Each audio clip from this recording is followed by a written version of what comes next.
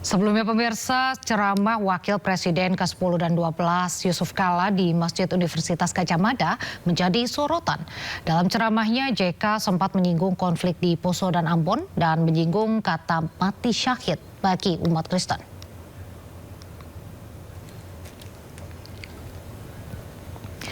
Ceramah Yusuf Kala di Masjid Universitas Gadjah Mada pada Maret lalu mendapat sorotan.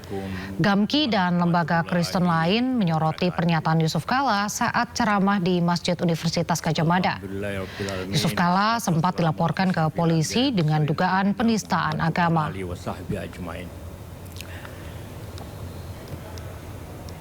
Alhamdulillahirrahmanirrahim bahwa bulan kenapa agama gampang jadikan alasan konflik kayak di Poso, Ambon, karena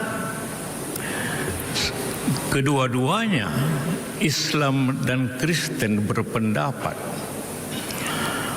mati atau menewaskan orang, mati atau mematikan, itu syahid. Semua pihak, Kristen juga berpikir begitu. Kalau saya bunuh orang Islam, saya syahid. Kalau saya mati pun, saya syahid. Akhirnya susah berhenti. Viral di media sosial, Pulau Umang di Pandeglang, Banten disebut dijual hingga puluhan miliar rupiah. Pemerintah Kabupaten Pandeglang mengaku baru mengetahui informasi tersebut, sementara KKP sudah menyegel pulau tersebut.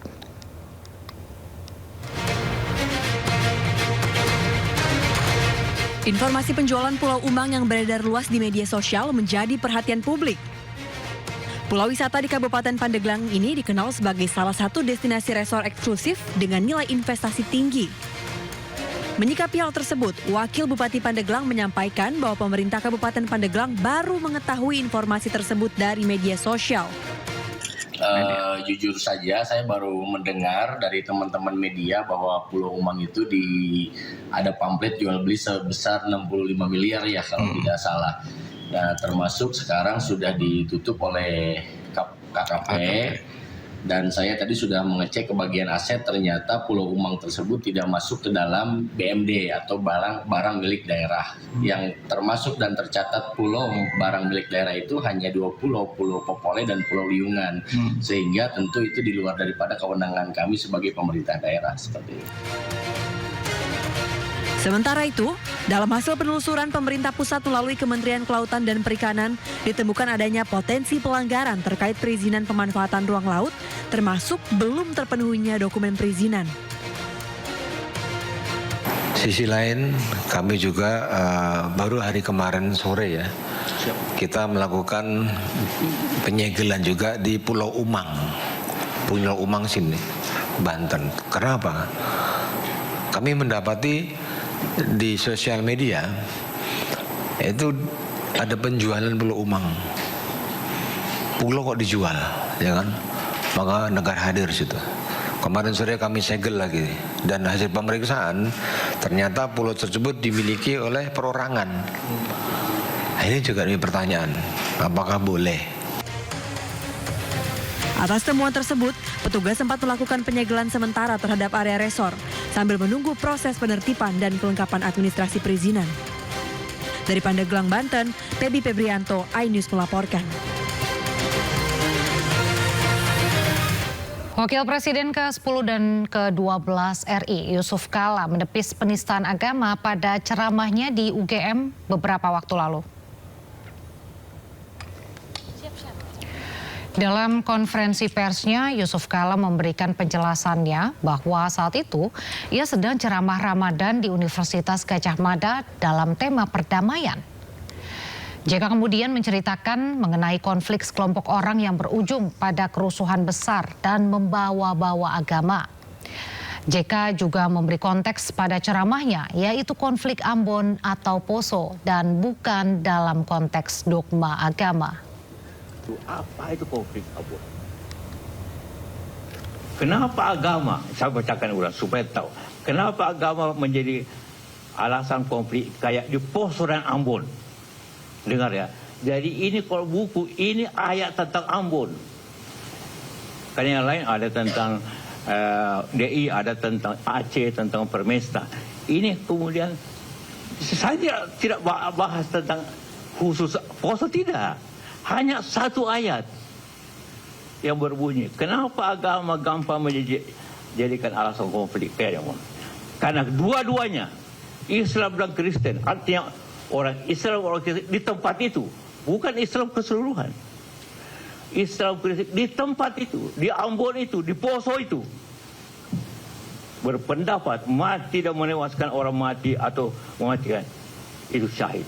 Itu saja persoalkan. Padahal ini tentang Maluku. Saya tidak bicara tentang dogma agama. Saya tidak bicara tentang ideologi agama. Tidak. Tentang kenapa mereka saling membunuh. Kenapa mereka saling membunuh? Ada enggak di Islam?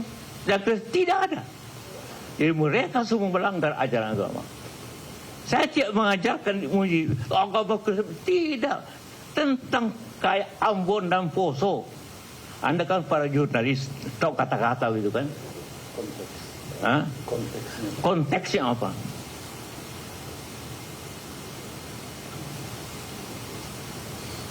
Semua pihak Kristen juga berpikir begitu. Artinya karena saya bicara di kalangan Islam, sehingga zakat semua pihak, ya artinya Islam dan Kristen juga berpikir begitu. Kalau saya bunuh orang Islam, maksudnya saya syahid. Kalau saya mati pun syahid. Akhirnya salah susah berhenti konfliknya orang yang membawa agama. Dan saya bilang kedua-duanya. Karena kedua-duanya Islam Kristen, kedua-duanya berpendapat. Orang itu yang berperang tadi itu, kedua-duanya berpendapat. Saya tidak katakan Islam seluruhnya, Kristen seluruh, tidak. Konteksnya, ini cuma dua kalimat saja. Pemirsa, BBM non-subsidi jenis Pertamax Turbo, Dexlite, dan Pertamina Dex resmi naik mulai 18 April. Sementara itu untuk Pertamax Green hingga BBM bersubsidi masih tetap di harga lama.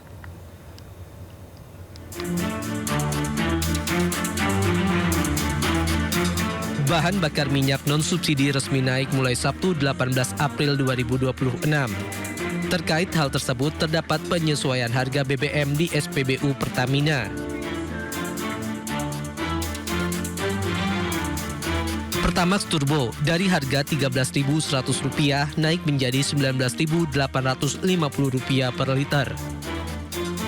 Dexlite dari harga Rp14.200 naik menjadi Rp24.150 per liter. Pertamina Dex dari harga Rp14.500 naik menjadi Rp24.450 per liter. Lalu Pertamax tetap di harga Rp12.300 per liter. Pertamax Green tetap di harga Rp12.900 per liter.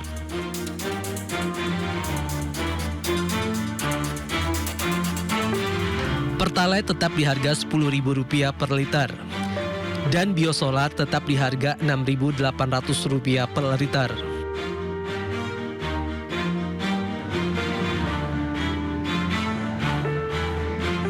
Diketahui harga BBM non-subsidi sebelumnya tidak mengalami perubahan harga sejak 1 Maret hingga 17 April 2026. Harga stagnan di tengah tren harga minyak dunia meningkat imbas perang di kawasan Timur Tengah.